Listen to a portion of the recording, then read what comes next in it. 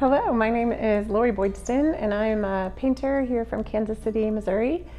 I do contemporary suburban theme paintings. I have a studio in Midtown Kansas City at the Artists Coalition, as well as a home studio north of the river where I'm a native of the Northland in Kansas City. I'm also an art teacher, been an art educator since around 1994. And I continue to work as a teacher and do my studio practice here.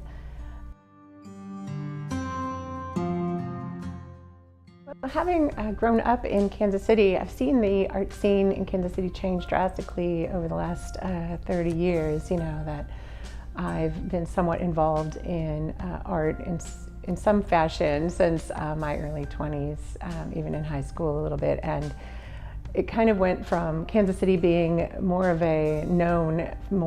a cow town for its beef and barbecue and jazz to, I think now, kind of has a notoriety in the Midwest, at least even nationally, for having a great art scene. So it's fun to watch that grown, everything from downtown to the Crossroads, West Bottoms, even now Midtown.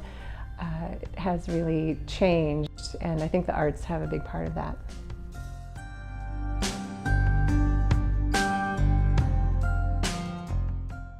I have, weeks, months where I'm very diligent, disciplined, I've been there, I log my time kind of thing, and sometimes that's just in order to kind of get things going, and then sometimes I have other things that's happening in my life, and I may not be in this actual studio as much, but I find my daily practice is journaling and thinking, writing, sketching, all those things about works that I want to do or that I'm thinking about doing. Inspiration comes from everywhere, every day in that space. I've grown up in suburban neighborhoods and I've lived in a suburban area my whole life. So just taking a walk and finding something on the ground can spark an idea, seeing construction sites and a new development popping up, again in a field. All of those things really spark my interest, so I'm always thinking about it.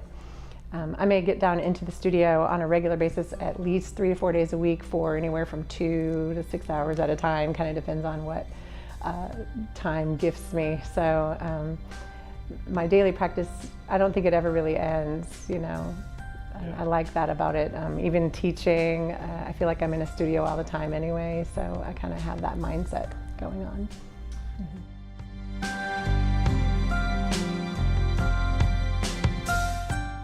Of course, no, it's always a topic that comes up a lot, in conversation. How did you manage to continue your practice through the pandemic? And as a teacher, of course, it was really nuts. I had to spend a lot more time just transitioning from teaching in a classroom to teaching virtually, and that took lots of time. But I think being home, having a little less access to my Midtown studio forced me to kind of think about, well, I want to do something that kind of gets me thinking about work, but I want to keep it on a small thing so it's a little more portable. I can kind of, work on it there, work on it here, take them back and forth. And that's how that series got started. I said, I'm just going to make a goal that I'm going to do 100 of these things. And, I would work on them very frequently. Like I would need a break from teaching or doing something to do with teaching or make myself stop that so that I could go and work on my own work. So it was a great little motivating series just to have going, and I felt like if all I ever get done is just another one of those, another one of those, another one of those.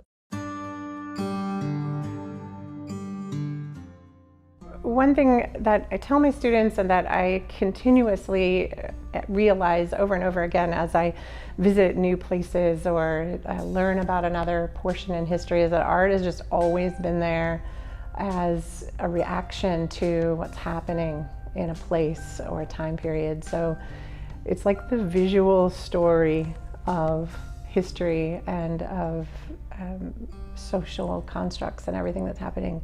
It's a product of the time and place in which it was created. So like a writer writes a story about something, or a photographer or even a musician will record something in reaction to what's happening, war or politics or whatever. Visual is like, it's the physical, visual part of it. It plays a big role, I think. And the whole suburban theme happened as a result of, at first thinking, when I was doing my master's thesis for studio art, I thought I would do something more with figurative work. I was starting to photograph figures, women and children at play in the suburban setting, and that kind of interested me at first. Not necessarily a portraiture standpoint, but more just a sort of in action,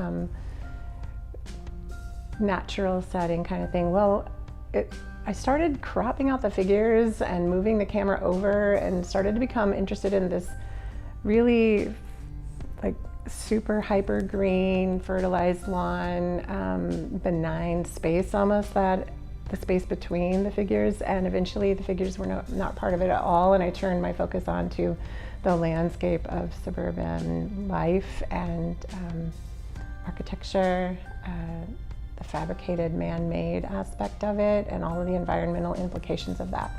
So conceptually, it changed for me then to being more about maybe not a narrative and not a documentation as a realistic view of something, but more of like the impact this suburban space and life has on me and on our whole world. So that's kind of a big way to put it, but I love the little zooming in and zooming out ways I can look at it. I can look at it as a scene. That right there is what I need that moment, and sometimes no, I'm zooming right in on a little corner or an angle of something.